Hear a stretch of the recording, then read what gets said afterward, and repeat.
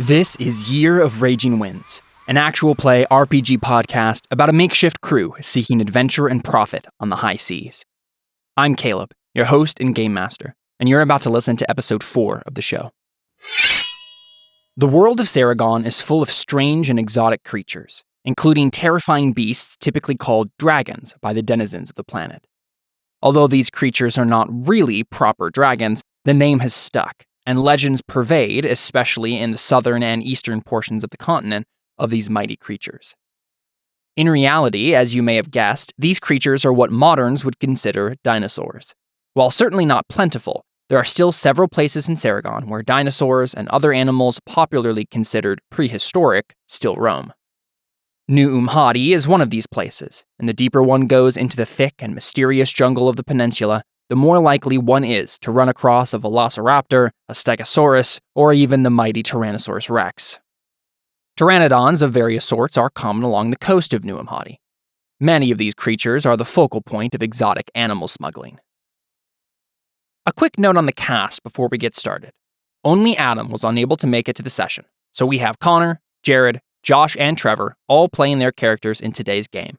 Obviously, since Podino was marooned on an island in the last episode, Connor will be playing a new character, who we will be introduced to shortly. So, without further ado, let's hear our characters' beliefs, instincts, and traits in the Year of Raging Winds.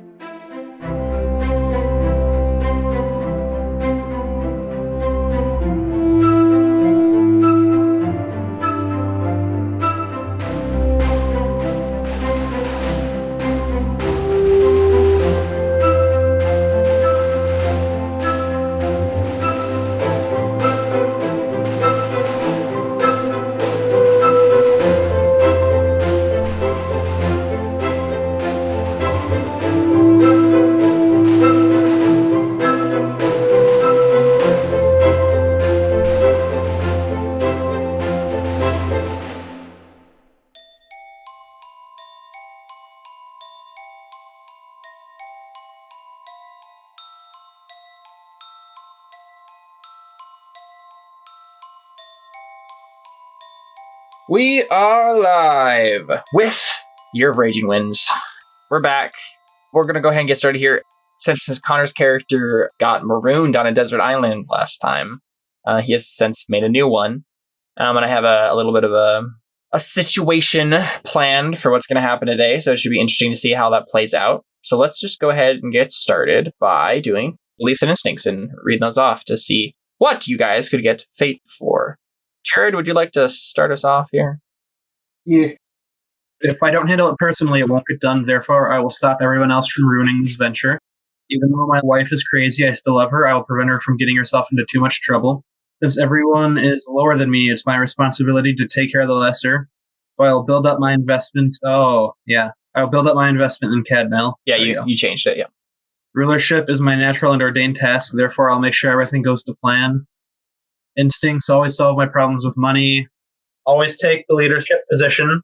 I am always superior to those around me. And traits, your lordship, blonde hair, determined, mercantile, market privilege, and noblesse oblige. Sweet. Josh, take it away. Tell us about our favorite cook named John Toast. Beliefs. I want to make the best of my new situation, so I'll try to make friends with the crew. I've been unhappy, and I don't want others to feel that way, therefore I will cheer up others with my wonderful stories. My brother got me this job as a cook, so I'll be the best flaming cook I can be. Instincts. Always look for the best in the situation. Always have a good story. If there's drinking to be done, I'll be part of it. Character traits. Drunk, mega connoisseur, mercantile, light blonde hair, determined, crippled, unlucky, sea legs, and charismatic. Cool. Cadmail, who you be? I be a person. No, you're not a person. You're a dragon blood. They aren't people. Oh, true. Yeah. Beliefs. I will make sure the venture succeeds. I will start by bringing us to the Smuggler's Cove. I want to build a positive reputation. We'll start by gaining the respect of my crew. I want to help these royals, but it can't interfere with the mission. I will ensure a safe remaining voyage for the princess. Instincts, always assume that people think the worst of me, always trust the numbers, and never let people know about my literacy. Yep. And I'm paranoid and quiet and have sea legs. And everybody, because you're Dragon Blood, thinks you're exotic, honorable, and primitive. None of which are true. Connor, go ahead and read off your beliefs and instincts and stuff for us. The ones that you have, at least. So Connor is no longer playing Podino. In a large scheme of things, Podimo was rather unimportant in the world. He's kind of like the majority of the characters in Fullmetal Alchemist Brotherhood. Oh, shots fired. I'm going home. My name is Winter. My name is Urix. I know that this demon is all I have, and I'll find a way for me to coexist with it, no matter the cost. I will start by proving myself worthy of control of my life. I want to find someone else to share my life with, someone that truly understands who I am and respects me for who I am. Apparently, this is going to be a love quadrangle now. Except that's a Instincts. swear. Oh, Jimmy. Instincts never make Eurus angry. Always blame Eurus, even if I was the one in fault. Nice. Always inventing something. He has the same instinct as his father. What are your traits? I'm brave. Palsy? Palsy. Yep, you have palsy. Palsy. I don't even know what that word means. Which means you shake involuntarily. So brave, palsy, lame, charismatic, Wolverine, and forked tongue. Charismatic is a call-on trait for persuasion. Wolverine is a call-on trait for health, for recovering for wounds and illnesses. And forked tongue is a call-on for falsehood. Real quick, I will give Eurus's, who is the demon that is possessing Winter, his traits that I know he has. He has poisonous ambition, humble before my master, sonorous voice, which is a call-on for seduction, persuasion, and suasion, and forked tongue, which is a call-on for falsehood. So, yeah. So, cool. We got some new characters. But yeah, we left Podino on a marooned island. We marooned Podino on an island. The island was not marooned. And sailed away. It's been 3 days. What have you guys been doing in those 3 days? I have been cooking. Yeah, so how about you go ahead and Jontos and make us a cooking roll just for like the whole of that 3 days. You shoving the blame on Podino and then like trying to get back up on your feet and cook well. See how all that goes. Okay, so does anyone want to help Jontos with this cooking roll? Does anyone have anything they can help Jontos with his cooking roll on? I don't know that I want help at this point. I mean, I need one challenge test. I need one challenge and one difficult to level this up. Yeah, I'm not going to get I'm not going to get my difficult tests if I take help. That's true. Yep. All right, so you're just going to put on your big boy pants and cook up some grub. I'm going to wing it. Just make an ob 2. Oh, hey. Nice. All right. Jontos cooks good food and everybody likes it. Hurrah. Yay. And go ahead and bump that up to a 3. Jontos learned something. Finally.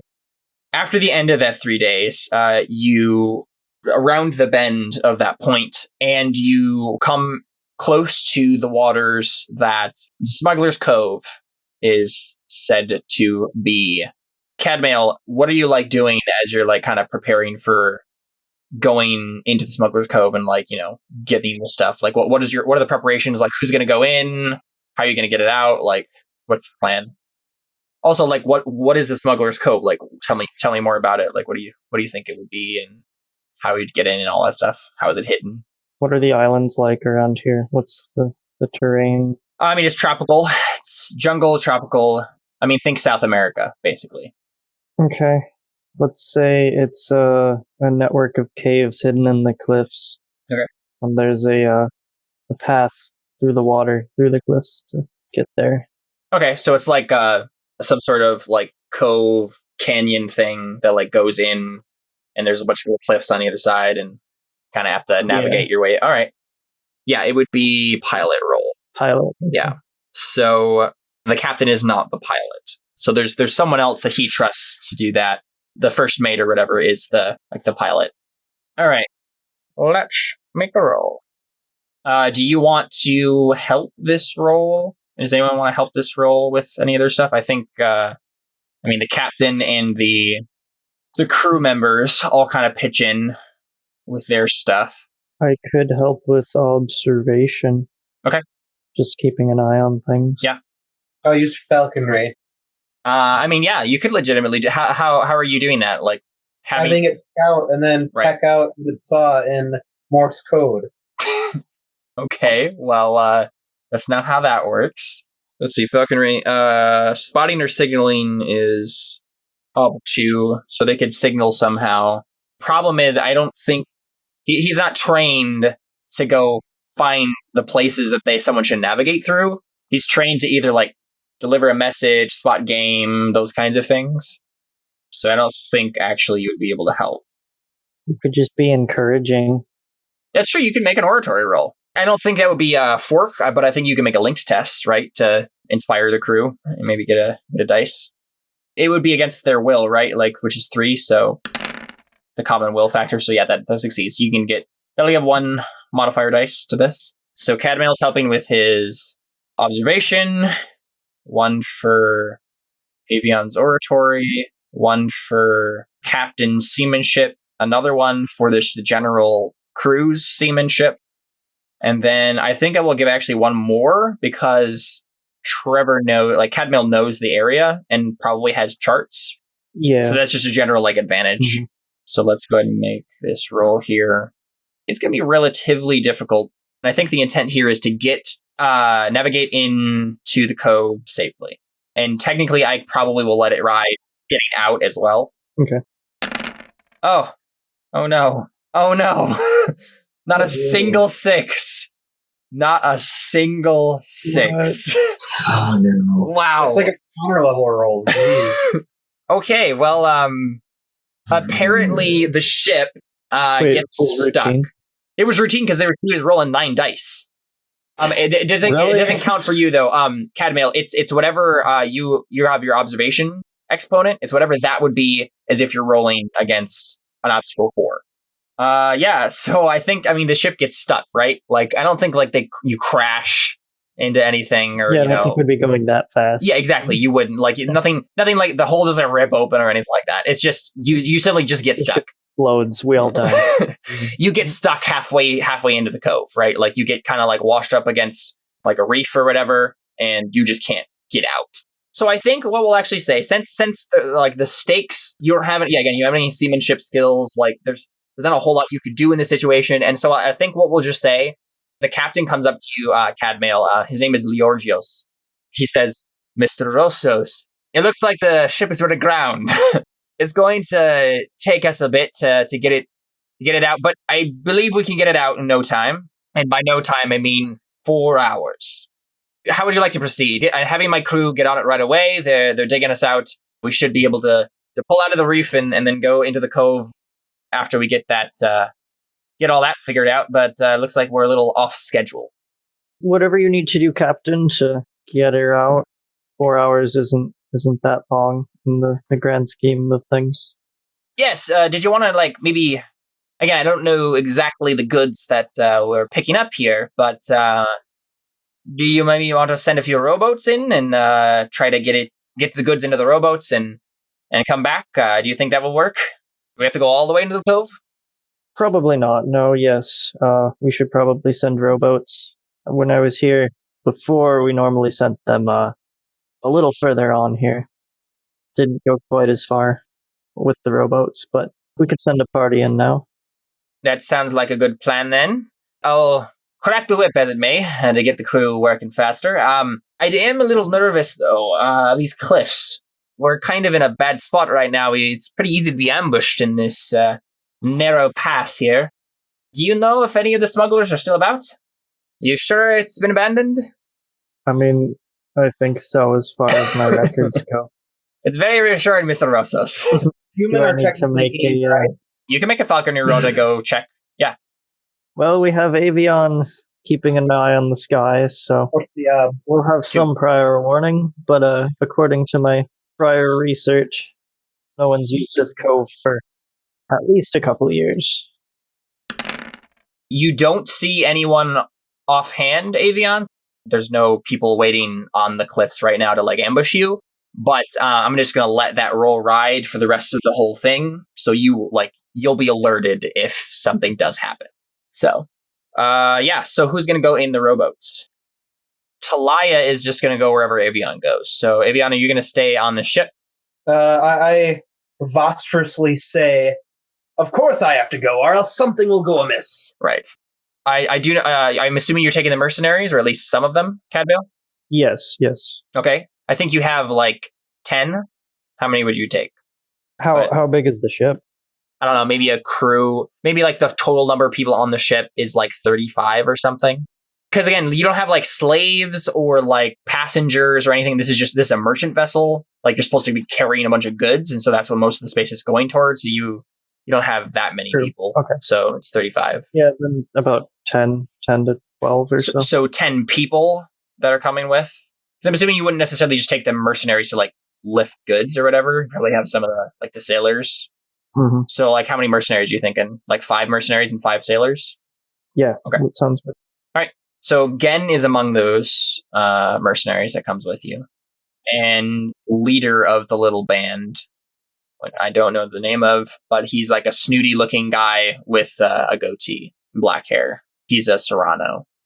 So you do that. You get all those people together. You go towards the cove.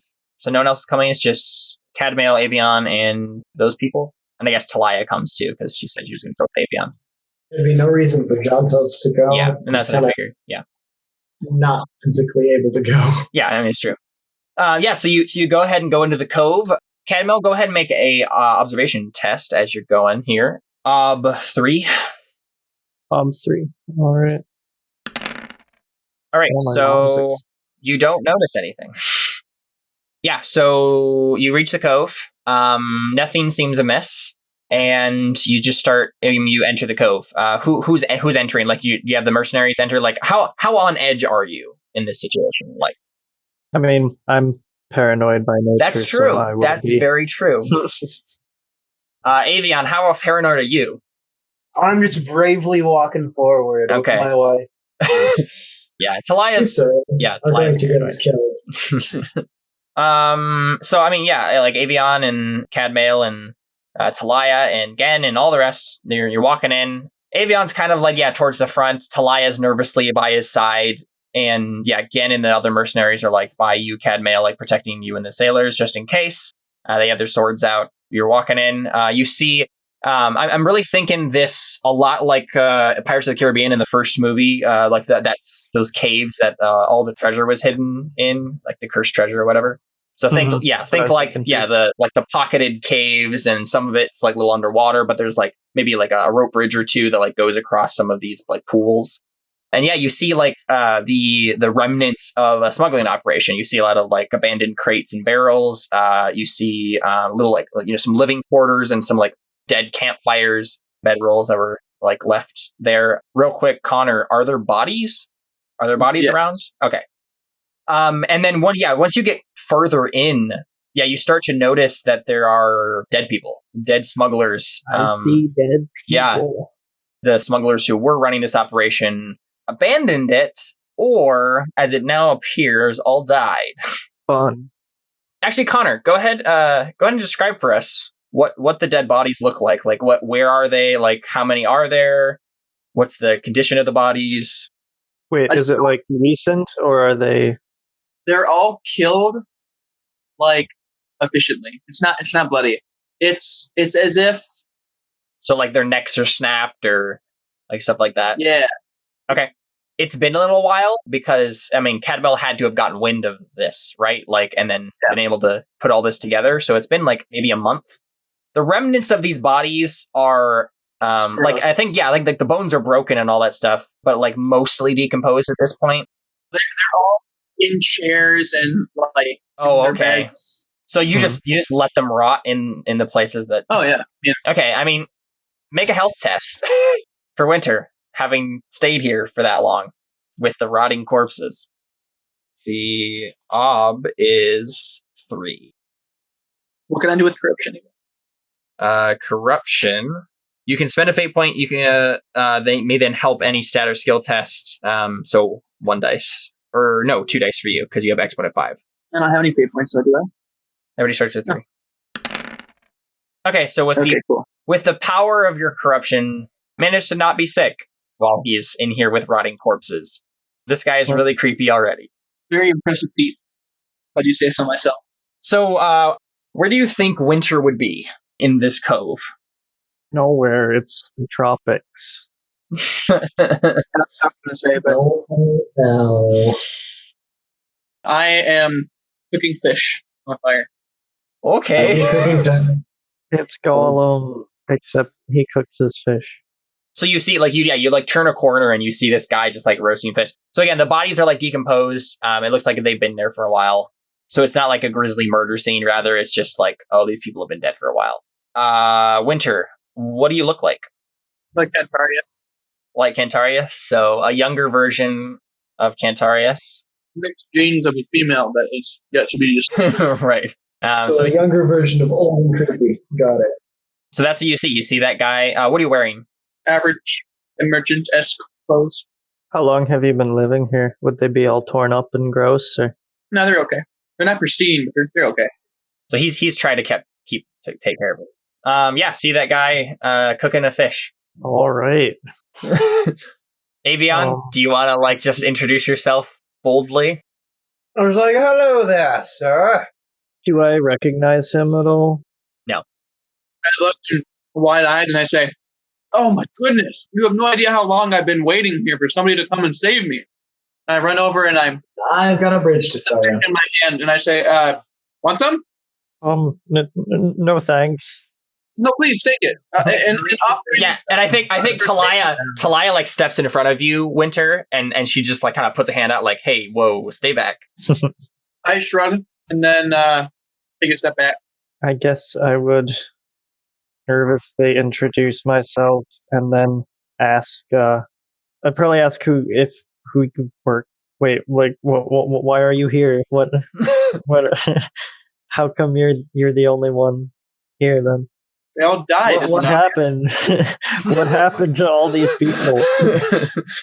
I was exploring, looking for some ancient artifact that was said to be on this island. I thought it would. I could maybe make it into some sort of item. I'm a mender, you see. I make a tinkerer would have been a better. Yeah, I'm a tinkerer, and I heard of this amazing artifact, and I thought I could perhaps tinker with it and make it into something even better. But when I came back and they were all dead, just like this, I didn't move any of the bodies. I was too afraid to touch anything. So I don't know what touched them. I mean, right away, Winter, roll a falsehood. Oh, yeah. Does Winter roll the falsehood? Winter can roll the falsehood unless you want Eurus to take control. Yeah, okay. I'm going to fork in ambition-wise. Okay. So Eurus is rolling this? Yes. And soothing platitude. Okay. So yeah, that's against will. So anyone who has a will of 4 or lower, because he also has a call-in trait for falsehood, so even if it's a tie, then you basically just believe his lie. So again, like I can't control your character's like legitimate beliefs, but the lie is convincing. Like you have no reason to just be suspicious of this person or his story. Everybody seems to kind of like relax. I say, can you please take me off this place? I swear there are ghosts here. Something here is haunting me. That's definitely not a lie. It's probably just because I have been here for a month alone. Cadmail would be super suspicious, but Avion, do you accept this person offhand? Yeah, and I eat all his fish. Good. You die. No, I'm kidding. so he really believes him. He's still wary and would probably still argue against. Okay, we can take you and drop you off right nearby or something. Right. But fair. Watch him closely. Do you say that? Probably, yeah. Okay. Yeah, like first I'm gonna ask her, like, where were you from? Were you a smuggler here? Did you work with anyone? What's the name of the group that I worked for? I guess I'd ask if you worked with them. The smuggler. And I do. Smuggling circle. They're the Raptors. That's what they are. They call themselves the Raptors. Yeah. Okay. Yeah, and I think there's like like a velociraptor like claw like kind of etched in bad form on the cave wall. So Okay. Winter, you said you worked for them. So how does that line up for your Ah. story? Like, what, you worked for them before this happened? Like, what? You said that you came here to find an artifact of some sort, and then I did. and and the smugglers were here, and you were working with them, and then you left one day, and then came back, and they were dead. Okay. Cool. Yes. Well, I suppose we can't just leave you here. I can just see like the extreme disappointment on Cadvale's face. We can offer you passage to the next port if you would like. So thank you so very much. Now, be on guard when you're here. Very eerie things roam these caves. And then explain. At that moment, you all hear the dead bodies everywhere. Kind of. Yeah. Do you say that? Do you say that, Cadvale? Yeah, probably. Yeah, I mean, at that moment, like once you say that, you hear like some undiscernible sound that you can't really place your finger on, but it's just echoing through the cave. And Cadvale, you remember that like the caves just echo weirdly a lot, and you're usually you would be used to it, but like for some reason, just because of the way Winter said that, like oh, there's been weird things happening, it just like sends it like a shiver down your spine a little bit, like in a way that it wouldn't normally, because you should be used to that sound, but. Mm-hmm. Okay, so you just like gather up the goods and stuff, and yep, and head back. Go work there. Okay, I think while you guys are working and like getting this stuff, you Cadvale, you start hearing like in one of the really far caves as you're like just continue like to explore the cave complex and find all the goods that were left there. You start hearing this screeching. It is a velociraptor, actually. And you come to your mind that, oh, right, like you dealt in some illegal animal smuggling. And yeah, there's one or more velociraptors in some cage back here, probably. And they're still alive? Have Sounds you been like feeding them, Winter? You've just been eating the bodies, probably. No, they're in cages. I was assuming that you were feeding them, Winter. Or at least Eurus was. Oh, okay. Well. Because, I mean, you had dead bodies. You just throw them in there. Yeah. I say that. I say I legitimately just fed them the dead bodies. They were dead and the velociraptors were alive, and they spent so much time and effort, getting these things. I figured that's what they would want to do. They always said that they would lose these things over their own dead bodies. So. I think Gen laughs when you say that. He laughs and he's like, I like you. And then he's like, what was your name? I don't think we ever caught that. I never said it, sir. Winter's the name. I'm like 19, by the way. Yeah, so Gen comes up to you and kind of like offers his hand, and he's like, nice to meet you, Winter. Ditto. Cool. All right. What are you going to do with the... What are you guys doing here? Oh, right. Okay. I mean, yeah, Gen looks to you to answer that, Cadvale. Well, I used to be a smuggler, worked in this cove for a couple years, and noticed that nobody was using the place anymore, but they had left all this stuff behind, so we came back to get it. Well, take it. I have no use for any of it. I mean, I wouldn't think so, being stranded on an island, but... what are you going to do with the velociraptors? Like, are you going to try to take them with? Heck yeah. I mean, yeah. It would probably fetch a really high price in Lucerta because there's like a gladiator like arena there. They would absolutely love to have some velociraptors. There's 2 velociraptors. They'd actually love to have some velociraptors in the arena. Yeah. Okay. Yeah, probably. Yeah. So Avion, how are you like responding to everything that's happening? Like, what is Avion doing? Probably inspecting like all the merchandise and whatnot. Mm-hmm. Just going over everything, taking mental stock. And I'm totally on board for the velociraptor. Yeah, I bet. Talia definitely isn't, but she defers to both of your judgments. And Gen also kind of like makes a joke about like, like you're on your own if that thing gets loose. Like kind of joking, like obviously because it's his job. He doesn't want to deal with it. So yeah, I mean, unless there's anything more pressing that's going to happen while you're gathering it all up in the rowboats, we just kind of do that. Let's go ahead and just take our first break there, sort of 2 for 1, and then we'll come back and go back to the boat. Stick around, we have more boarding wheel to come right after this.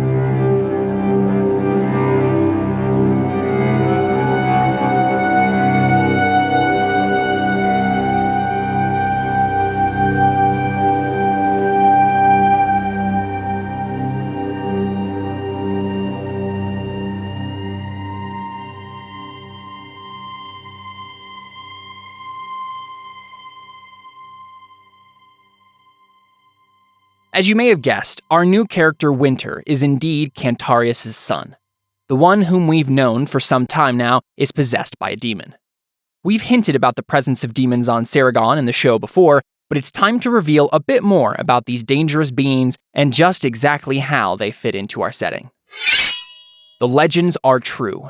Demons are spiritual entities that can possess people, animals, and even objects with a powerful bond that ties the host and the parasite closely and empowers both parties beyond their natural capabilities. For example, if a demon binds itself to a person, that person usually gains power in one of the 9 disciplines due to the dramatic nature of the change. The demon itself also gains heightened awareness and ability to control its surroundings. Even binding to an object can be a powerful thing, imbuing the item with strange magical properties. There are more secrets here about just what these bonds can accomplish, but we'll save them for later on down the road. One last thing to note before we continue on is how we are reflecting this reality in the Burning Wheel. For Winter, I had Connor make a normal character sheet with his own beliefs, instincts, traits, and skills. But then I made a second character sheet for Eurus, adapting the orc life paths in the standard Burning Wheel stocks to create a dark, twisted Grima Wormtongue type character. I then allowed Connor to have Winter tap into Eurus to use his advanced skills and the attribute Hatred to manipulate his surroundings. The more he did so, however, the more control he was giving over to the demon, and the more Eurus's beliefs, instincts, and traits would shine through, instead of Winter's. Let's go ahead and get back to the action, and see what Winter and Eurus might have in store for us in the year of Raging Winds.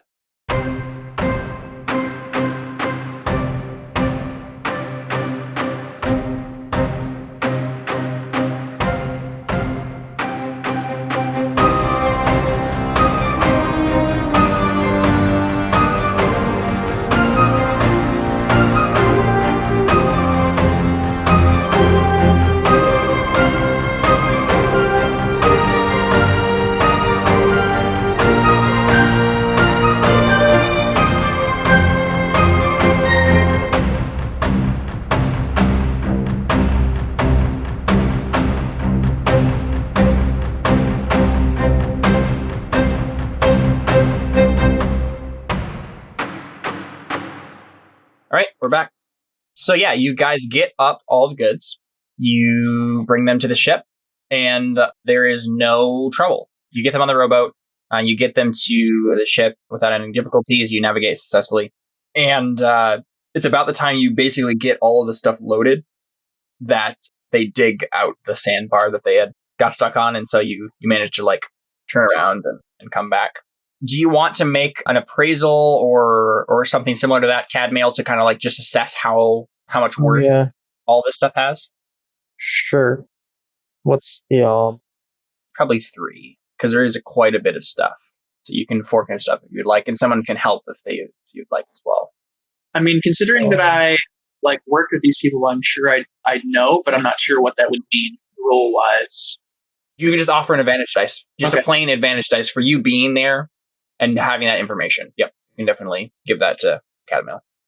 I have haggling if you want. Haggling is the persuasion of getting someone to buy something from you at a price that you want. I think that in and of itself, Wises is really what that is, if you know about something. Haggling is the act of haggling. That'd be you selling it. Yeah, like you're good at selling stuff when you know what the price is, like what it's worth, but the actual like figuring out of the value of something is a little bit more misty to you. Okay. Can I fork merchant-wise, as far as I'd know what people would pay for it? Absolutely. Can I also use forgery to sniff out fake things? Yeah, absolutely. Checking over all the things. Yeah. And yeah, that's good. Hey. You got 4 dice worth of funds, including the Velociraptors. And basically the way that works is they're like cash dice, which means like you can use them to, increase your resources tests, but they don't go away. You can continue to use them for your resources. All right. And they only go away if you fail a resources test and then you get taxed. Like those go away first. You're like, oh, I sell off some of this stuff to help me survive my like failed investment or whatever. Would that increase resources? It doesn't increase resources offhand, What it does is it gives you can use those dice for any resource tests you make, and it helps. When we get to the place, you would actually you'd make like a haggling roll to like sell the stuff, and maybe you would get an extra couple dice of cash or something like that, like for extra money that you get from what it's worth. But what it would really come down to is, all right, now I have these funds, these base funds. Now I need to buy stuff with them, right? Like, or when you make a resource test to keep up your lifestyle at the end of every month or at the end of every cycle, then you test your resources with those dice, and it improves like a skill if you succeed. Basically, resources is an abstract way of like telling how good you are with your money, like how much property you own, what favors you have, stuff like that. All right. So, while this is going on, I'm going to schmooze Avion's character. Okay. So, what are you guys doing here? Well, my little drag friend over there is leading an expedition, and I came along to make sure make sure my investments went as planned. Where are you going? The city that we're going to. Lucerta. Lucerta. And Winter, you were born in Lucerta, so... Oh, well, I guess I'd say that. Wow, that is my hometown. Oh, is that where you want to be dropped off at? Because that would be extremely convenient. No, seriously. I legitimately was born there. Yeah. That's exactly where I need to go. Oh, well, wonderful. Smashing. So you continue on. You now have your goods in tow. And I think when you're coming out of the cove, it's kind of tense because like you don't want to like get stuck again, and so the pilot's going really, really slow, and you don't really get out of the cove until it's basically dark again. And so the captain elects just to kind of like go a couple miles down the shore and then just anchor for the night. I think the night passes really tensely. I think there's a lot of noises that happen. I mean, one, there's velociraptors on board, right? So like they're kind of like making noises, and the crew's kind of nervous about them being on the ship. John, tell us why don't you go ahead and make a cookie roll for like the evening? See how well that goes through new dice. All right. And okay, so they've gotten back to the ship with stuff, so we're all pretty excited. I'm thinking I'm going to fork in my fire building, my knives, and I'm not going to fork in mystery meat wise this time, simply because I'm not sure I want to put mystery meat in the celebratory dinner, but I'm trying to make something nice that people will, as sort of a celebration. Okay. Let's make that op 3. All right. So it's going to be a little bit more difficult. We'll see if John Toast can handle it. If you get 0 successes on this, I will just die. All right, I'm rolling a fate. You got a 6? Awesome, cool. Yes. No. The heck? Oh no. Oh, really? Well, what I think is probably happening is that John Toast gets ahead of himself, right? Like he's like, I know how to do this. Things have been going well. Like, let's just make a really fancy thing. Like, this is gonna be great. Like, he starts to actually believe that the problem was Podino. He said why so many times. He starts to believe in himself. Okay. Oh, I love that. Yeah. So I think I go for something overly fancy. It's very clear that I tried to. It's very clear that I tried to do something far beyond my ability. Yeah, definitely. So I think what happens is like the celebration is very mild. The celebration gets very dampened by the bad meal, and so everybody's happy about the funds and the goods that they just got and how they're gonna make a killing off of it. But they start digging into the food, and they're immediately disappointed, and then they just kind of like set it aside. Avion, Winter, and Cadmail, how do you react to the bad meal? I just happily scarf it down. I'm still with Avion, so I just kind of ignore it. You just do what Avion does? Yeah.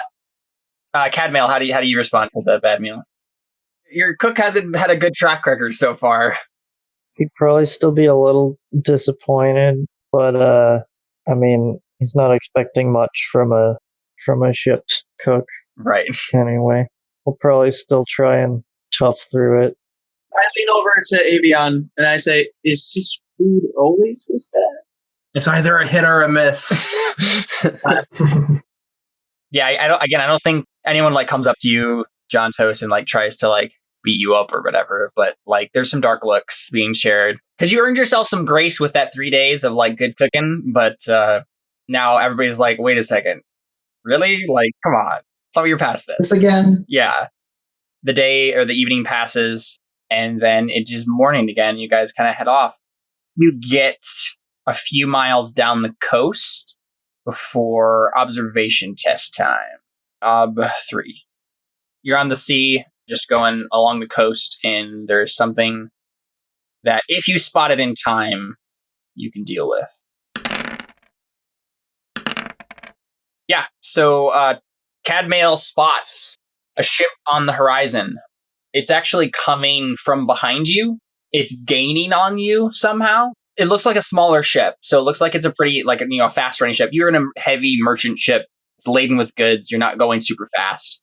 But the ship seems to be gaining on you in the distance.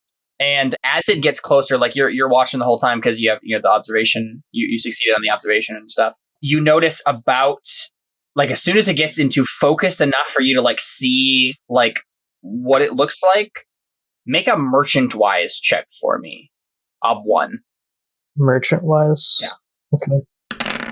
Cool. Yeah. So mark the routine test. You notice that the ship doesn't have a flag, for one, which is not something that's normal. Usually, you want to have a flag of nationality, especially in these waters, because there's a lot of tension right now between some nations.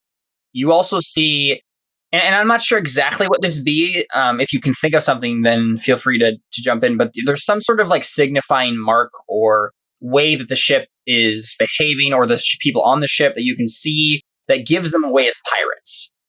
Oh dear. I'm not sure exactly what that mark or behavior would be, but you see something that your time as a merchant, oh, those are pirates. This is bad. Well, Okay. I don't know. Maybe it's, some kind of insignia from... Oh, right, from your time as a smuggler.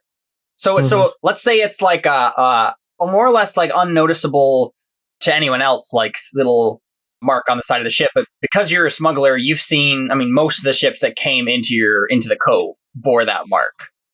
So yeah, what do you guys do? There are pirates. And it looks like they'll be on you in 10 minutes if the wind keeps up like it is. All right, well, I alert everyone and probably get into defensive positions. Yeah, some of the mercenaries pull out bows. Do we have any cannons? Gunpowder hasn't been invented yet, but you do have It hasn't. you have ballistae at the very least. I think you have probably one on each side that you could put into place. Okay, yeah. I'm thinking that what we'll do here is maybe do a series of linked tests to see how well either you get away from the pirates or are prepared to deal with them when they come, kind of a thing. Anyone can make a test to try to help something. So I'm going to go ahead and make I'll help the captain make a test.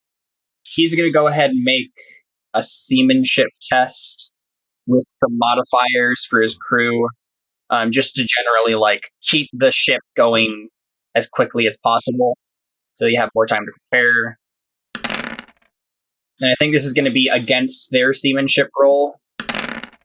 The captain succeeded, so the captain is a better seaman than the captain of the pirate ship. Good. Anyone else want to make a test? Falconry. Okay. I don't know that I can do much other than observation, keep an eye on them. Or even to notice the way maybe where they're going to try to attack from, what they have on their ship that they can attack with. So you're rolling a 3 for the falconry there. What is your intent, Jerry? To have it attack the sail. Make holes in it with its talons. Okay, yeah, sure. But, this is the part where they'll get shot with a crossbow, right? So, yeah, the pirates are going to shoot him. Okay, I'm going to the observation to see what I can find for weapons and stuff on their ship. Mm-hmm. What's the Make it a 5, because I think it's pretty obvious. Most of the stuff is pretty obvious, but I think there's 1 or 2 things that you might be able to get if you're really good. Can I also say to see if I can see any people on the ship, recognize them, where they are? Oh. What do you mean? I failed anyway. Yeah. Yeah, I don't think you notice anything else. It's all pretty general pirate stuff. You've seen it before. It's just some people that are probably going to make threats, ask you to hand over everything, and if you don't, they're just going to attack you. Yeah. They might attack you outright, Fun. depending on if they get a good position or not. All right, so the manages to dodge the crossbow bolts that are fired in its direction, and it rips into their sails a little bit. So yeah, you have another success like towards your side. I think what we'll do is we'll just kind of count all the different successes that are kind of like gained here, and then see who has the best. And then these are linked tests, so it's basically like the conflict that will ensue. You guys will get like bonus dice on things because you've noticed things, and especially for the seamanship thing, I think like they're going to get there a lot later than they would have because the sails are kind of ripped now. So it's like 15-20 minutes before they close altogether. But they do close. And unless anyone else has any last thing they want to do, the pirates are like in range. To try to be helpful. Can I make a seamanship test to try to be helpful? Absolutely, you can. And then Forkin Sea-Wise. What could this have happened with Podino on board? Sea-Wise, Knots, and what was the one I have? Yeah, Sea-Wise and Knots. I'm not sure I got that third fork. And then what's my let's make it an 2. plus something extra because my leg? I don't think so, no. You have the trait lame, correct? Or is it Crippled. crippled? Okay. Nope. It's just a stat thing. So you chose a stat that can't start higher than exponent 3 and it's capped at exponent 4. I think that was speed for you, wasn't it? Yeah. Yeah. So that's all it does. You just can't have a higher speed than that. Okay. Cool. All right. Cool. So yeah, you get back into the groove of the seamanship stuff, right? Like you're trying really hard with your gimpy leg, and you succeed. Like you're working beside the other sailors. A couple of them look over at you, and they're kind of surprised to see you there. And it's those are the same people who gave you the dark looks last night, and they kind of like, oh, all right, yeah, come on, Cook, let's do this. Glad you're chipping in, kind of a thing.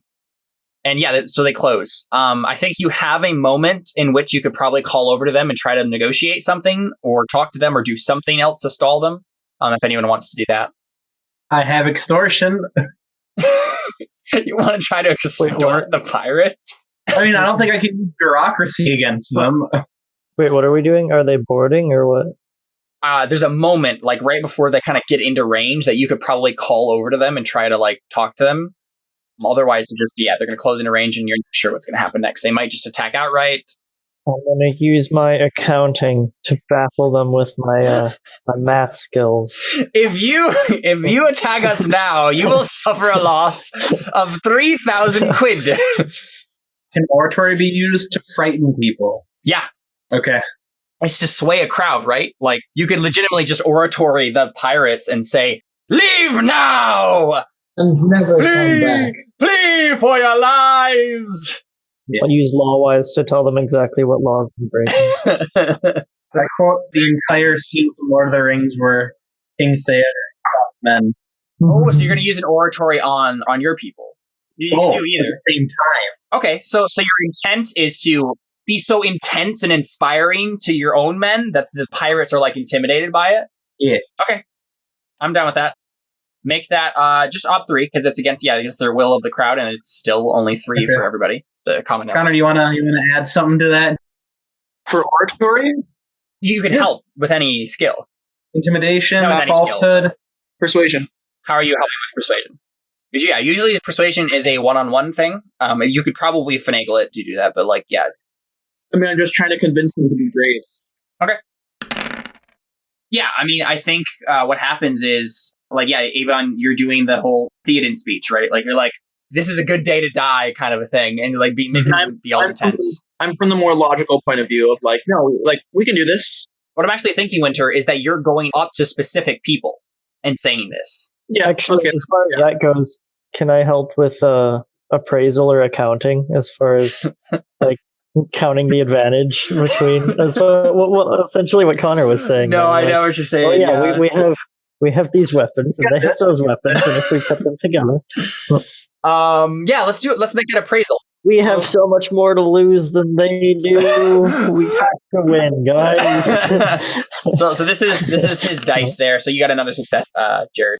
You can mark that. It's an OB 3 test for both of you. So that's a really awesome scene. So yeah, Avion's doing the speech. Winter's going up to specific people and saying, "You are good at this. Like, we have the advantage, all this stuff." And yeah, Cadmiel is like, Well, if you look at the numbers, I mean, we have to win. I mean, we have very valuable goods, and I mean, if we lose here, then we lose not only our lives, but a lot of money.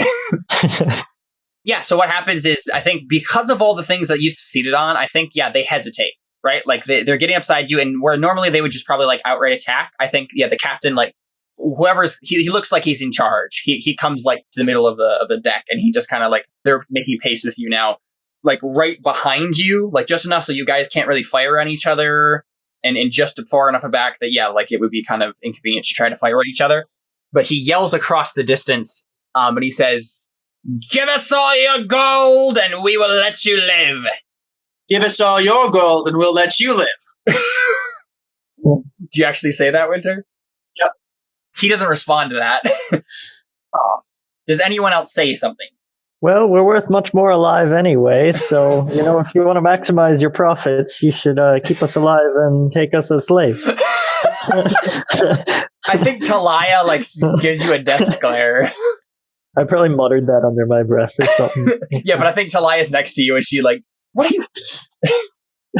And I think one of, like, the mercenaries is, like, next to you, and kind of, like, looks to you, like, distraught, like, what? We have the best trained men on the 7 seas. You have no chance.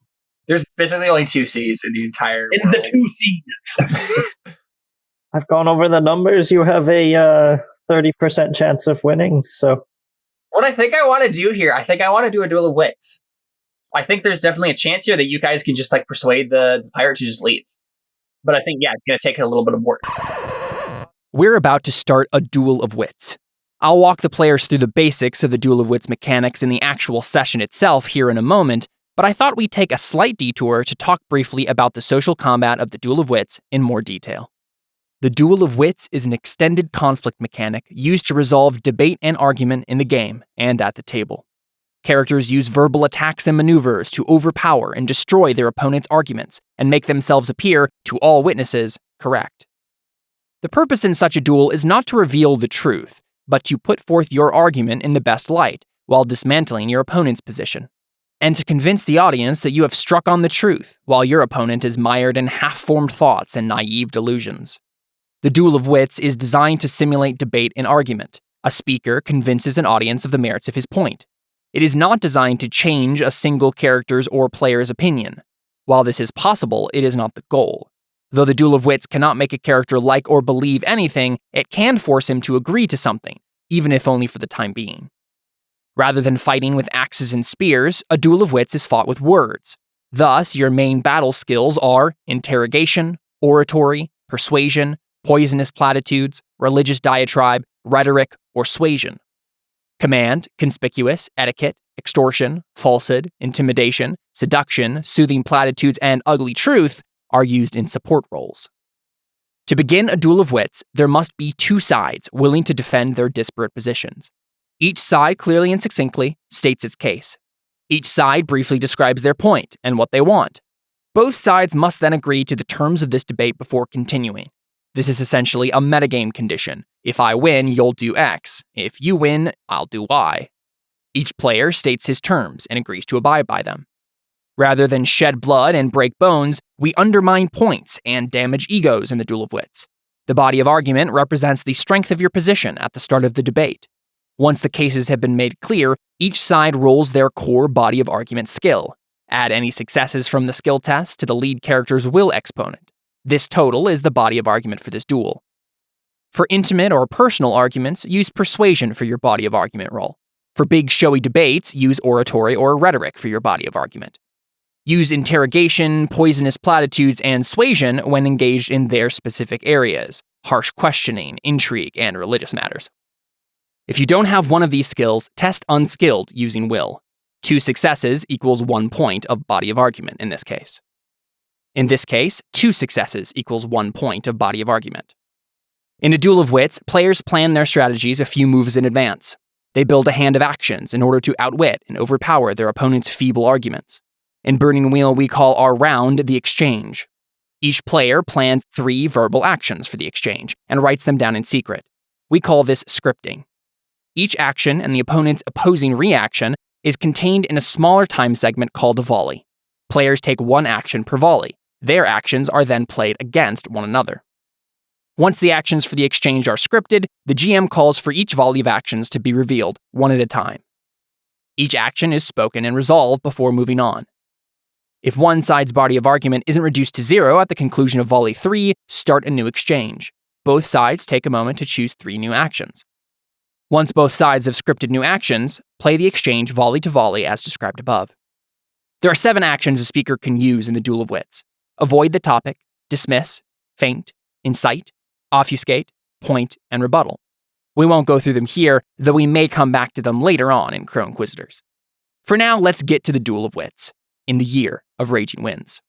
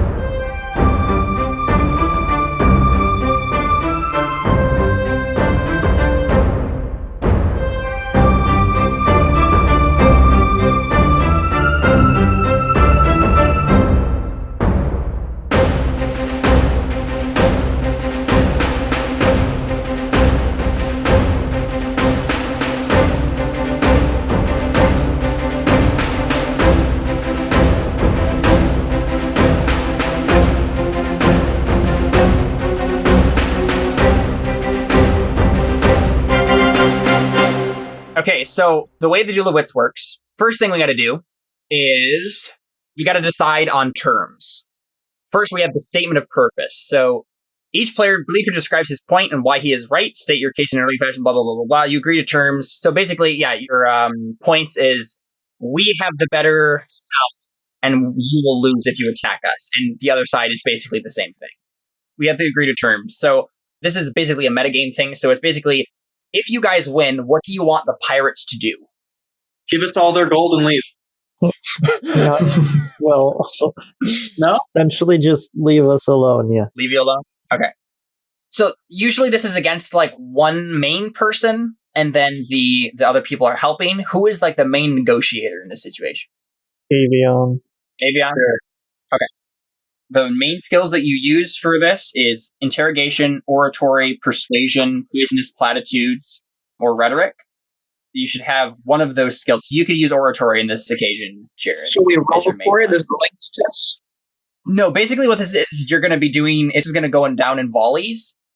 Avion is going to say, all right, I'm going to do this, this, and then this. And then the pirate is going to say, all right, I'm going to do this, this, and this. And then we all have to be different line skills? them up. Yeah, so basically, like, there's different things that you do. And again, there's a Duel of Wits handout in the handout section, so you can take a look at that. And it's pretty succinct and it explains stuff. But I'll go through this as we go. But I think the pirate, his terms are that you surrender your stuff. Do we have to agree? Most Duel of Wits comes with a compromise. That's usually how it ends up, unless someone just wins outright. Usually it's like a compromise of both sides. Oh. So usually you want to just go ahead and go right out and say, this is the thing I want the most of. Like, this is the thing I want, absolutely. What we want the most is all of their stuff. No, we want to escape with as little death and as much wealth as we possibly can. Exactly. Less people to pay, I mean, and more money gained from the pirate ship. I don't see a downside. Hey, so this is the thing. If you are brilliant enough with the Duel of Wits, that could be a thing that could happen. You could convince the pirates to give you money to if you convince them that you could kill them, like, immediately, like, and exactly. They have no trouble. Yeah, exactly. Like, you could do that. Avion, you're the one negotiating here. Is that your term? Yes. So what Yes. what exactly are your term? Is your term then? Give us all your treasure and leave before we slaughter all of you. Okay. I prefer not to dirty my petticoat. Okay, and yeah, and his counter term is, if I win, and this is all metagame, but if he wins, then you surrender your stuff to him, and then he just leaves, and no one gets hurt, kind of a thing. Now we go ahead and do the body of argument. So you add any successes from this initial skill test to the character's will exponent. So you have a will exponent of 6, Avion. So this is pretty good for you. Do they have Ballista? Yes, they have 2. God. You have a will of 6. He has a will of 4. So go ahead and roll. I believe it's, body of argument is going to be oratory for you. So roll an oratory, and the successes that you get, what you add to your body of argument. So this is like the health of your argument. So are there any modifiers, or? I believe you can fork stuff in like normal. Yeah. Can other people fork stuff? I think so. Yeah. People can help you. Well, since I'm extorting them, I'm going to add extortion. Sure. Yep. That makes total sense. And as we're debating, I'm giving orders to the men to rotate the second ballista to face the ship so I can fork in estate management. Nope. That is not what that is whatsoever. That is the most outlandish lobby for a fork that I've ever heard so far. I'll haggling too. Okay. You guys gonna give me forks? Can I fork accounting again, or help him with accounting with the breakdown of the situation in terms of supplies and? Yeah, I don't think that would really help in general, just for like because it's like the body of argument, just generally like how strong the argument is at the outset, and I don't think that in and of itself really would help. Him giving me a more logical argument? Yeah, I guess that's. Oh, I see what you're saying. As far as Okay. Stacking the supplies, stacking the situation, as far as, Okay, sure. Yep. I don't know. That's fine. That makes sense. Yep. Okay, honor. Persuasion, or? Oh, what are the story mechanics of me using corruption? Are you going to spend a persona point? No, I want to use it as a skill. What does that mean? You can spend 1 fate point to help any stat or skill test, whether one of the character's own abilities or comrades. Help gives 1 dice for X1 at 4 or lower, 2 dice for X1 at 5 or higher. So I think in this case, what this would be is basically you stand behind Avion and Euros like whispers into his soul, right? And like gives him hints.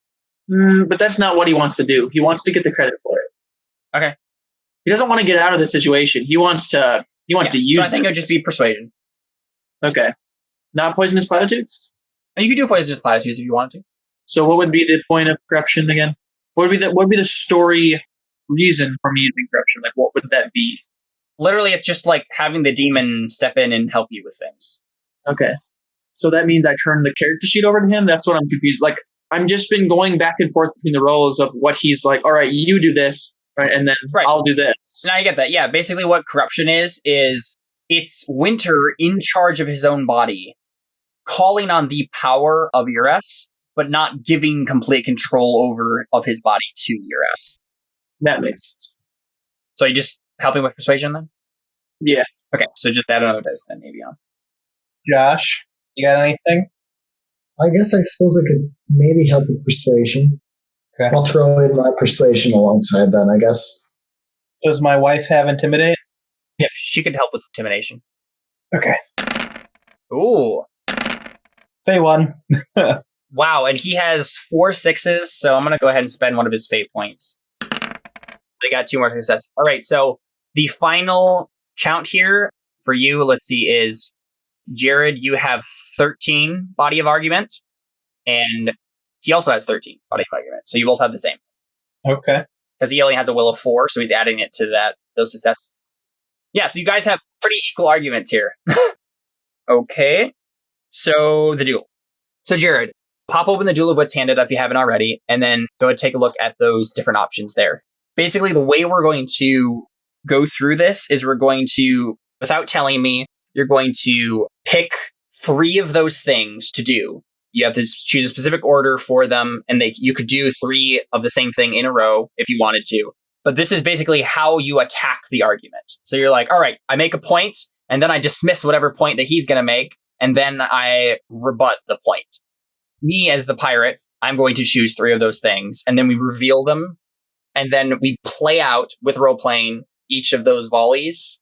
Starting with the first one, we play it out role-playing and see, oh, all right, so I made a point and you made a dismiss. How would that work out? We speak back and forth, and then we make the roll. And then it says what the roll would be on the bottom there, based on, a point versus dismiss, and so on and so forth. So just kind of construct your argument there and see what you would do. And I have to account for what you're doing. Yeah, you have to try to guess what I'm going to do. Oh. See, I knew you would like this, Jared. All right, so I got mine figured out. So I'm thinking that you are expecting me to do the unexpected, but you'd expect me to expect that. So you're expecting me to go with something non-outrageous. Okay, I got it. So I put the poison in your glass. That's exactly what you'd expect me to do. Are you ready? Yep. 1, Okay. 2, 3. Ah, nice. So you both went with the aggressive tactic. Yeah. Okay. Point versus point. Basically, we're going to both make points in role-playing. We're going to role-play this out. And then we roll our main skill. So keep in mind, you have to use either interrogation, oratory, persuasion, poisonous platitudes, or rhetoric on that roll. Then so you roll that. And then, again, people can offer help. So if any of your other characters, guys, are offering like points, counterpoints, like help during this stuff, just chime in as we're role-playing this out. And then you can offer help with those things as we go.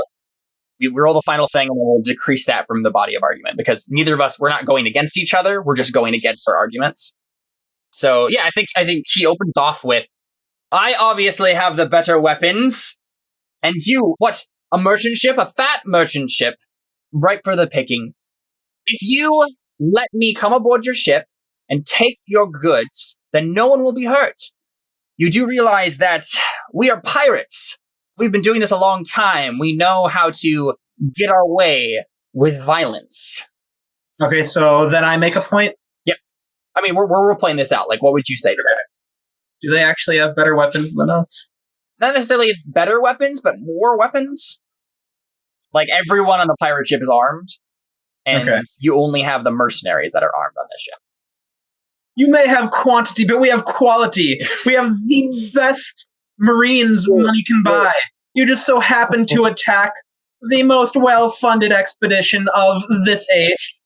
I'm Avion Volus, the richest, most amazing man there is. He's the grand. You've accounted for everything already. You basically should just give up and give us your money. Anyone else want to offer points there? I think Jontos would probably want to chime in somehow. Yeah, you have persuasion, so that makes total sense. The problem is I can't think of any form of argument that would help. Not sure how to follow up on Avion's argument. Yeah. So you said they're better armed. They're probably not as good of weapons and stuff as ones that we have, correct? Yeah, they have. I put in my appraisal to point that out? Absolutely. Well? Yeah. Yes, you help with your appraisal. Yeah, what does that look like, Gadmail? Probably just, you see your swords. I mean, half of your swords aren't even sharp, and they look like they're third-rate steel from I don't know anything about sword making, but point out how cruddy they're. Yeah, they look like third-rate steel from the shoddiest blacksmith I've ever heard of. I think a couple of them kind of like look at their swords a little bit, and they're like, no. You don't know what you're talking about! They kind of yell back. One of them brushes rust off his sword. Yeah, one of them kind of like... Other one digs in his pocket for his whetstone. Don't listen to them, Sally. The hilt just falls off of one. John Chester Winter, nothing else, sir? Do you honestly think that you can take on the great Avion and his ship? This is the stuff of legend. How dare you? Pitiful miscreants. Go drown yourselves. I'm guessing that was poisonous platitudes. No, it's persuasion. Oh, okay. You seriously trying to persuade them to drown themselves? Well, okay, I say it nicerly, more nice. Nicer than that. Yeah. Kill yourself, noob. Yeah, no. I truly believe the best course of action right now is for you to give all of your stuff to us and promise your servitude and loyalty. I think that is the best course of action, and it is in your best interest at this point in time. Okay. It would be an honor for you to serve the great Avion. Think of the riches and the glory that you could get. Yeah, so go ahead and roll your oratory, Avion, with 2 helping dice. Oh, okay. And he's going to roll as well. Yeah, so that decreases from your argument. So you subtracted 6 from his argument. He subtracted 4 from yours. Oh, well, in that case, I think I'm going to roll a fate because I have 3 6s. That's fine. Yeah. So you have 9 body of argument remaining, and we'll see what they have. Oh, no successes. Oh. That's sad. So they have 7 remaining. Okay. And then the next volley just happens, and so it's again point versus point. So Avion, what's your second point? We have dinosaurs. All you have are rusty facsimiles of weapons. And you don't even know what a facsimile is, thus making you stupid and unequivocally, undeniably means you're going to lose. We're doing a great job of doing oratory with this. Using flowery words. Yeah, that's great. Would you have maybe some of the sailors take the cage to the Velociraptor on board or something? Yeah. Or on the deck? Yeah, so it's we have dinosaurs. Okay, I mean, that's so you just we have dinosaurs, drop the mic. Yeah, and I think he's taken aback by that, and he kind of just looks back and he says, "Well, we have magic." And then a guy steps out, has a cloth tied around his eyes as if he's blind. And yeah, he does. The guy who's has the cloth tied around his eyes. He does some sort of weird hand gestures in the air, tries to look intimidating. And then he there's one of the pirates lights a torch, and then the guy drags it off of the torch, the flame, starts dancing it around his fingers. You see that some of the mercenaries and the sailors on your ship kind of get a little uneasy at that. And they're like, "Oh, I didn't know they have a magic user." So let's go ahead and roll our stuff in response, unless anyone wants to. Yes, the magic user with the stopping power of a torch. Yes. Do you just kind of mutter that under your breath as? No, I yell that out loud. I'm Okay. Anyone gonna chime? With an actual roll, or just say something? Yeah. So I can add a modifier. I do have persuasion trained, but Again, it just gives 1 dice, right? And you get a test with it. Mm-hmm. Corruption, then. And I'll give you... What does Persona do again for corruption? For 1 persona point, a sorcerer may substitute his corruption for any skill or stat in any test. That would only work. Yeah, you don't want to do that here. It would actually be more helpful, to just spend fate. Let's do that. You get 2 dice to that. Yeah, so you get 2 dice from Winter. Okay. And can my wife be intimidating? Oh, right, yeah. She pops up and she chimes in. I've killed sorcerers twice the power of you. And she's killed a magic user before. This is one of the things that happened when you, were in that whole big shebang that happened, when you saved her. But whether or not he was more twice as powerful, up to debate. But Is there be a Connor roll? Darn, Connor roll. so we subtract that from the argument. So Avion, you have 4 remaining, and Pirates have 3 remaining. So yeah, it's pretty basically going to be decided here, and it's going to be interesting because I did a dismiss and you did a point. So the way that's going to work is it's a standard test again. So we're not testing versus each other. We're just testing against the argument. You're going to do the exact same thing you're doing before. You're just hammering away with another point. What I'm going to do, though, this maneuver is used for the cataclysmic and undeniable conclusion of your argument. You loudly declare that your opponent knows nothing about the topic at hand, and furthermore, he's a fool and a dullard and shouldn't be listened to any further. Scripting is dismiss adds +2 dice to the character's skill. In a standard test, subtract each success rolled from your opponent's body of argument. But if I do not succeed in destroying your argument on this roll, then I hesitate the next action, and I can't do anything. But it's basically going to be decided right here anyway. Yes. So go ahead and do your point first, Avion. I just grandiosely gesture below me and look at the ship compared to your piddly nothing shambled together rotted wood garbage. And I think we don't know this as the audience or the characters or anything like that, but the ship's carpenter kind of looks down. Oh, don't go. You gotta be mean to the people who. What do I ever do to you? Don't listen to him, Bessie. You do that, and I think he cuts you off right before you finish like the last word of that, and he says, "Enough talking! We end this now! Hand over your goods, or we kill every single last one of you!" And he like turns to the magic user, and he says, "Burn it to the ground unless they surrender." And yeah, so that's the dismiss. So what happens basically just comes down to this.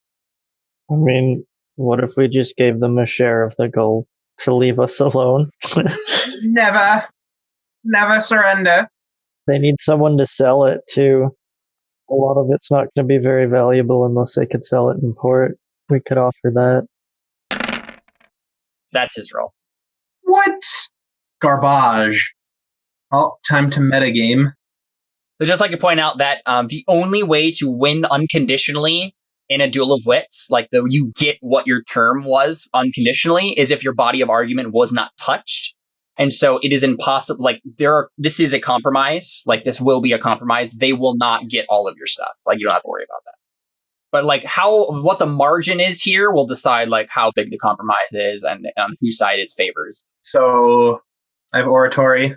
So what else? What are you people going to add? I can throw in some persuasion. I'm going to do poisonous platitudes for this one. Okay, so what does that look like? I basically just mocked them. Okay. So do I get 2 from Connor then? No, just 1. Oh, okay. Okay, 1, 2, 3, 4. I'm going to add my wife's intimidation, extortion. If this somehow doesn't work, I'm calling shenanigans. Shenanigans! Oh, wow. So this is the final bit. Right, do I have any 6s? No, you don't have any 6s. So we Not tied? even 1? Nope, not a single 6. This is shenanigans. Yeah, so let's see here. Yeah, a Duel of Wits is over when one party's body of argument is reduced to 0. The loser must abide by the results of the argument. He's lost and he's agreed to go along with whatever it is that his opponent proposed at the outset of the duel. For the time being, of course, blah, blah, blah. What happens if they both lose? If both arguments are reduced to 0 in the same volley, the duel is a tie. Neither party is in a position to leverage a victory. 2 options are available. The characters can part ways and agree to take up the argument at another time. Yes. No. Or they can agree to a compromise. The first rule of a compromise resulting from a tie is neither party can achieve the terms he sought at the outset of the duel, or neither of those terms will happen. Both parties must agree to a point that sits squarely in the middle. It is best for each side to set forth a new offer, one more generous to their opponent than the original, and if possible, have a neutral party offer a third middle ground offer. The players then choose the appropriate one. Avion, what would be your counter offer here for a compromise that's in the middle of the 2 terms? Okay, so I yell, okay, I have a compromise. So neither of us have to die. How about you and your associates join our venture?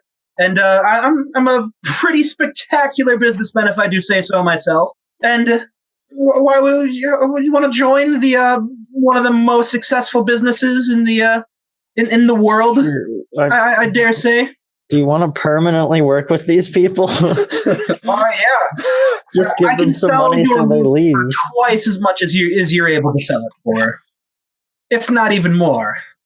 Okay, and I think their counter offer is, how about we just take half the goods you have on board and that Velociraptor that I see right there, so that we can sell them for a hefty price, and you can go on your way and do whatever it is you want to do with the rest of your life. You didn't like my offer? I mean, those are the offers on the table, right? Oh. If someone else besides Avion or the pirate wants to offer another thing, Can I offer them to join me? Oh dear. Oh boy. Question. Mm-hmm. Was there any forged goods?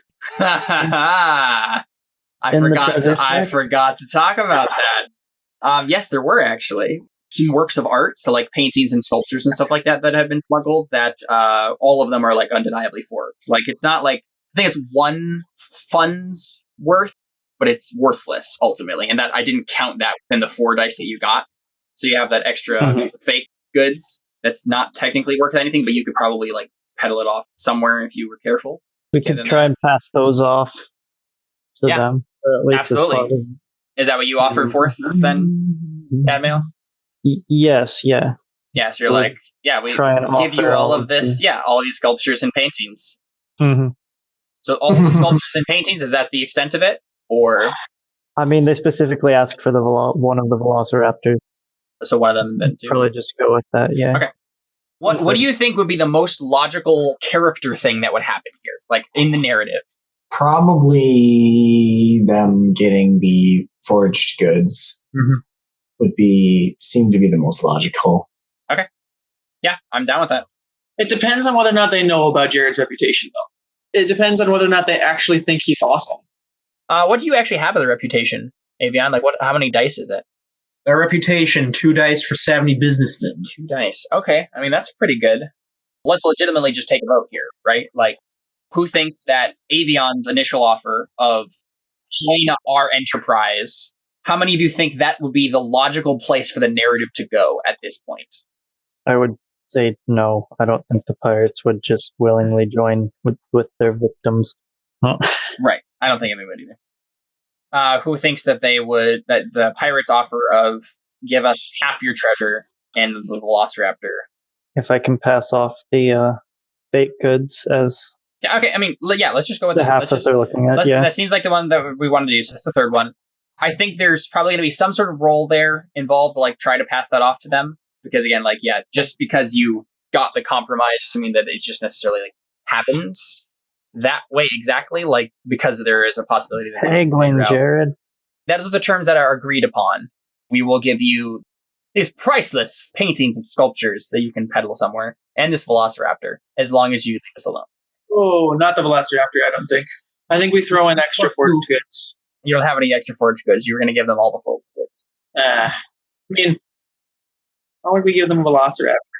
Could I, like, forge a writ of some document I could forge that could say that these were legally obtained and therefore they can trade them? Because that would increase the value of what they get, because they wouldn't have to smuggle them off to some cove. They could get full price in exchange for keeping the second Velociraptor? Yeah. Yeah, I mean, you could probably try to do that. I think they just agree to that counter offer. I think they're like, yeah, that is a legitimate thing. Like, thank you for doing that. No problem. So yeah, I mean, go ahead and make a forgery roll, right? Like, let's see how well this forgery is, or if we're going to hear about the pirates who got arrested because they tried to sell forged goods. Would it be right or forgery, or both, or how would that work? It would be forgery, but you could fork in right. Gotcha. So my question here is, what is your intent? Are you trying to forge something that would fool the pirates, but not fool the court authorities? Yeah. Cadman would probably do that. Yeah. I think it's an OB4 test. I have forked in my knowledge of bureaucracy. Yeah, absolutely. You can help them with that dice. Yeah, finally. That's totally legitimate. Can I fork read, write, and law-wise? Sure.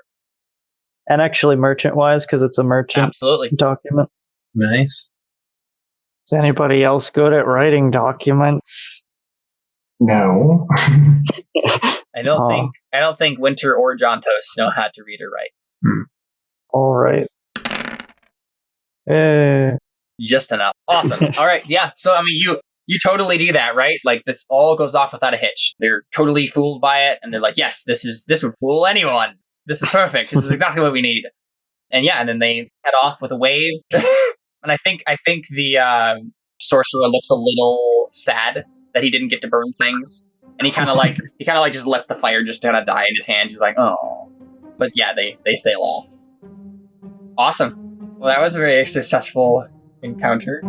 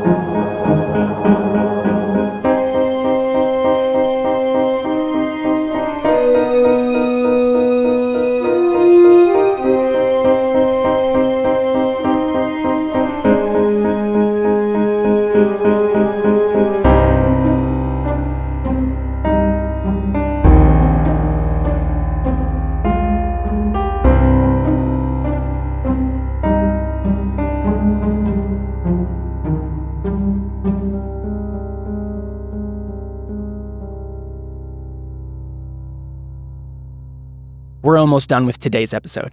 Let's hear our characters' beliefs, instincts, and traits, and see if they earned any Artha. All right, let's just go ahead and wrap it up there. Fate and stuff. I forgot to mention it at the beginning, but I wanted to kind of reword one of my beliefs too. Sure. I'll get to it when we Okay, get there. yeah, so Avion, If I don't handle it personally, it won't get done. Therefore, I will stop everyone else from ruining this venture. you definitely work towards that, yeah? Yeah. I handled stuff personally. Didn't really do anything with my wife. Built up my investment in Cadman. Well, I mean, I guess technically I mean, you can argue for it. What would be your argument? that I didn't let all of his stuff get taken. But your belief is, since everyone is lower than me, it's my responsibility to take care of the lesser, so I will build up my investment in Cadmail. Okay, so yeah, probably not. Rulership is my natural, and there didn't blah blah blah. Yeah, I did that. Yeah, you. Solve my problems with money. Always take the leadership position, and I'm always superior to those around me. None of those got me in trouble. Yeah, I don't think any of the other traits got you in trouble either. Cool. Winter. I know that this demon is all I have, and I'll find a way for me to coexist with it, no matter the cost. I will start by proving myself worthy of control of my life. Do you think you did that? I don't know. The differentiations between Eurus and Winter were very sparse because I wasn't sure how the mechanics are supposed to work with the corruption thing. Right. So we can just leave it. Okay. I want to find someone else to share my life with, someone that truly understands who I am and respects me for who I am. Didn't necessarily happen. No. Instincts never make Eurus angry. Always blame Eurus, even if I am the one in fault. Always inventing something. Yeah, I don't think any of those got you into trouble. You blended in pretty seamlessly with the rest of the stuff. Like, it all went up without a hitch. For Eurus, then, I will take complete control of Winter in order to complete the plans of my master. I will start by making sure he feels worthless and incomplete without me. Let's go ahead and just give him a fate just for the whole, like, I mean, you called on him a lot to help with the Duel of Wits, right? So, yeah. People on the ship could serve me well. I will do whatever I can to make sure that they trust, serve, and follow me, whether they know it or not. I did offer up everybody to serve me, but that's not to necessarily get me in trouble because it was metagame. Take fate further. I will find something else with major power to bind myself to. Build a plan to my master and become an immensely powerful force. Did not do that. Instincts. Always use humans to do my will. Always help the master with every breath. Always demoralize Winter. Yeah, I don't think any of the rest of it got you fate, so. Cool. Jontos, our favorite cook. Yep. Beliefs and instincts. Beliefs. I want to make the best of my new situation, so I'll try to make friends with the crew. I'd say I kind of work toward that. Yeah, I think you did. Especially especially that moment you're working side by side with him, and yeah. Mm-hmm. I have been unhappy, and I don't want others to feel that way. Therefore, I will cheer others up with my wonderful stories. You didn't tell a happen this story. time. I was half There expecting. wasn't a lot of character interaction this time. I was half There's a lot expecting more- Jontos to go into a story during the Duel of Wits, like. Yeah, there really wasn't a point. There really wasn't an opportunity for it. Go ahead and take a persona for advancing cooking for that last belief. Awesome. I mean, you could still just keep the belief the same way, and then. I see no reason to change it. Yep. Instincts, always look for the best in a situation. Again, I didn't do much role playing this time around. Always have a good story. If there's drinking to be done, I'll be part of it. I don't really see anything else that I particularly did. Take fate for unlucky, just because it should have. Yeah, well, pirates, and then like you should have gotten the cooking roll right. Like everything should have been fine, right? Like, and then Cadmail Rosos. Take a persona for that first belief because you brought them to the Smuggler's Cove. Oh, hurrah. So I'll make sure the venture succeeds. I'll start by bringing us to the cove. Yeah. The second one is the one I wanted to reword a bit. Okay. So instead of I want to build a positive reputation, I'll start by gaining the respect of the crew. Change it to I rebel against my race's primitive reputation. Wherever I can, I will prove that I am useful and civilized. Okay. Yeah. You did prove yourself that you are useful. Like, you helped a lot with things. But, like, were you trying to prove yourself as useful and civilized? Like, against the reputation? Being the one that wrote the written stuff. Sure. Yes. Okay. That especially. Yeah. Because it's a literacy thing. Like, yeah. Yeah. Gotcha. And then I want to help these royals, but it can't interfere with the mission. I will ensure a safe remaining voyage for the princess. We didn't really do anything as far as that goes. Instincts always assume that people think the worst of me. No expectations happen there. Always trust the numbers. I mean, nothing bad came from that. Mm-hmm. And this is another one I can't want to change too. Never let people know about my literacy. I think pretty much everyone knows about your literacy at this point. I'll think of something for that slot. Traits, paranoid. I mean, I was paranoid of Winter, but again, nothing bad happened. So, I mean, we did take him on the ship, so. But that was despite your paranoid, not because True, of it. I suppose. And then Sea Legs and Quiet, and no one's really been racially profiling me, so. Yeah. I mean, you're paying them, so. All right, cool. All right, that's awesome. it then. That was fun. I'm glad we got to use the Duel Wits mechanics. So, yeah. Looks like that's it. That was episode 4. Your Raging Winds. Thanks for playing, guys. This was fun. Or was it? Okay. Yeah, no. Okay. There's just dead air. That was episode 4 of Year of Raging Winds. I hope you've enjoyed the story so far. Thanks for listening, and we'll see you next week for another episode.